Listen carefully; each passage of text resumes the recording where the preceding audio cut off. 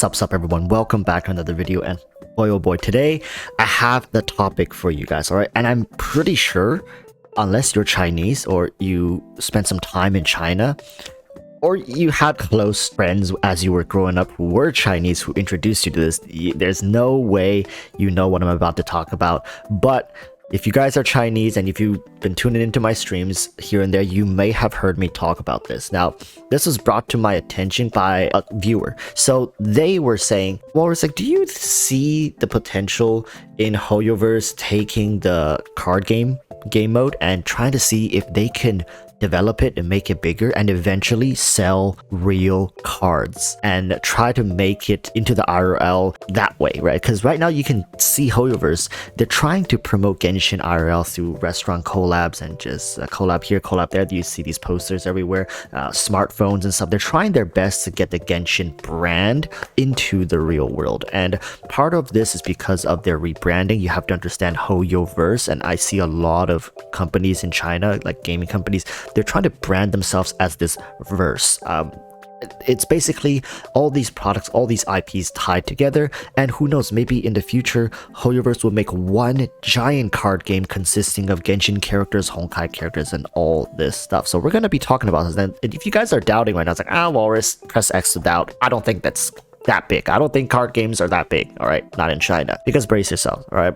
Any doubters, hopefully by the end of this video, I'm not going to convert you, but I just want to show you how insane of a phenomenon card games can be in China. And I'm not talking about Yu-Gi-Oh, Pokemon cards and stuff. China has their own king of card games, and its name is Sanguosha. Okay, and I'm gonna throw it up on screen right now. This is the card game. Now, if you guys think that what's so special about it, so this is a card game that's modeled after the three warring kingdoms and whatnot. You know, you got your Lü Bu, you got your Zhao Yun, you got your Diao Chen, all these traditional three country characters. And now, if you guys don't know, the three warring era was thousands of years ago, I believe, at this point, and it's heavily romanticized by a lot of Chinese people. They study it in literature, and there's a lot of very famous people, very famous people, mostly generals from that era. So this card game is based off of that. Now, before anything else, the reason this card game even succeeded in the very beginning was because they just took the very basic, the most well-known generals of that era, and they made a very basic set of card games. Now, when I say this game is big in China,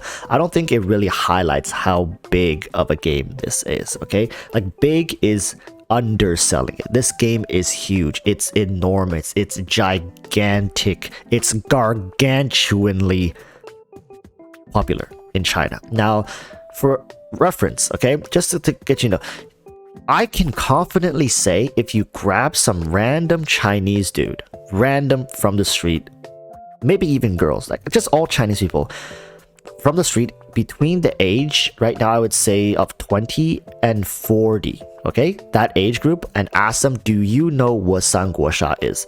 80% of them would know what Sanguosha. Now, if you were to do the same thing, age group 20 to 40, hell, maybe 10 to 40, all right? You ask them, do you know Genshin? I would say less than half of them know what Genshin is. Less than half, okay? Maybe even around 20%. You can do it in the West as well. Sanguosha is so big that no kidding, I am not screwing with you guys.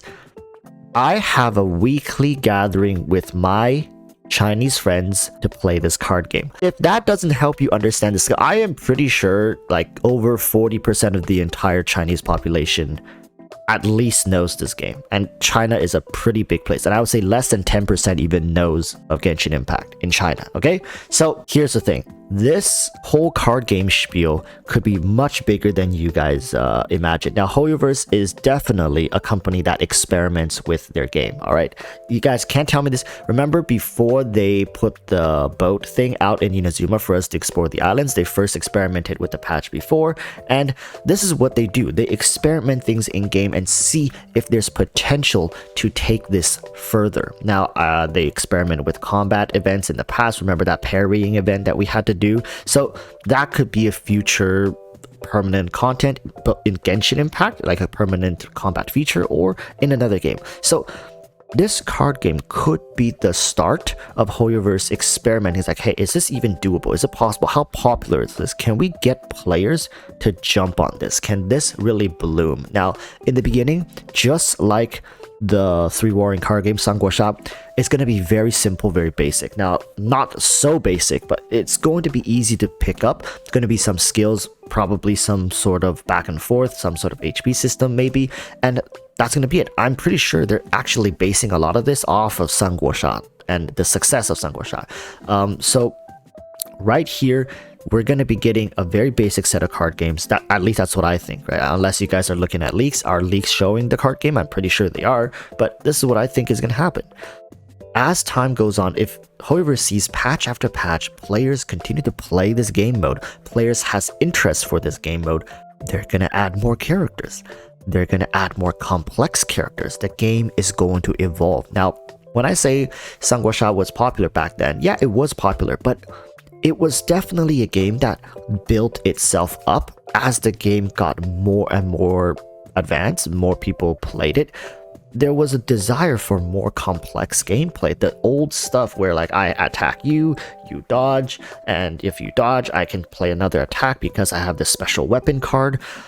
That didn't feel interesting anymore. Now it's like, oh, if you have 1 HP less than me, I have to draw 2 cards, and if one of those cards has a red heart on it, then you will be forced to lose another HP, and also you have to remove one of your armors, and then I have to flip your guy backwards and sideways and link it with that guy, and when that guy takes a damage, then you also take a damage, and now I play this card, and so on and so forth. You guys know Magic the Gathering, you guys know Pokemon, Yu-Gi-Oh, all that kind of stuff. As the years go on, these games tend to get more and more complex, and that's what's going to keep players around. So if you guys are thinking the card game mode is going to be a one and done thing, and the Hoyoverse is never going to update it, it's never going to get any love and attention, think again. All right, this game mode may become bigger than Genshin Impact far into the future. I'm not saying it's going to be, I'm just saying it would be very stupid of Hoyoverse to not take advantage of the huge marketplace for over-the-table card game. Now, Shop nowadays has mostly evolved into online versions, and yes, there are hundreds upon hundreds of characters in that game, and yes, you do have to gacha for them.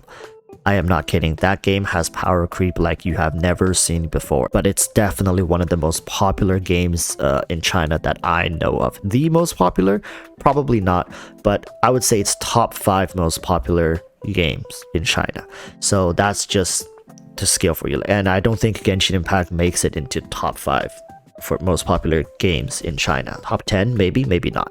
So there you guys have it. I hope this has opened the eyes to people seeing the potential when it comes to card games in the CN market. Now, yes, TCG could just come around, it can completely suck and flop, and nobody cares about it ever again. That could happen, of course it can. Hoyoverse has made it free-to-play friendly. They are not making you gacha for these cards.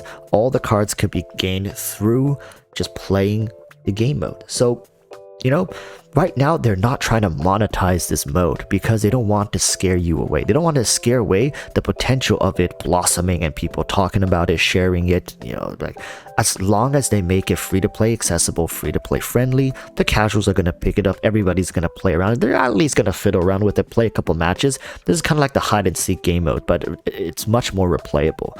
It's interesting because we always said like, oh, can we have some replayable content for Genshin Impact? And instead of giving us actual traditional replayable content like farming certain like rogue domains, they're giving us some sort of game mode or events or replayable stuff in the sense that it has nothing to do with the original game that we're familiar with. I know this is going to rub a lot of people the wrong way. A lot of people are going to be like, I didn't download this game, I didn't install this, put it on my computer or my phone for dozens of gigabytes for months on end to just end up playing a card game, right? If I want to play a card game, I would have went to go play other games, but give it a chance, give it a shot. I don't think it's all that bad when it comes to Hoyoverse developing their game sideways. Yes, at the end of the day, I do think we're just an experiment project at this point. I think Genshin is a huge experiment project. It started off with them wanting to do something good and different, but eventually developed into this cash cow experiment project that HoYoverse is just play testing a bunch of different things to see if they'll work, and monetization models for likely their other future titles. Genshin was never meant to be the end goal, it's just a part of the means. Okay, so thank you guys so much.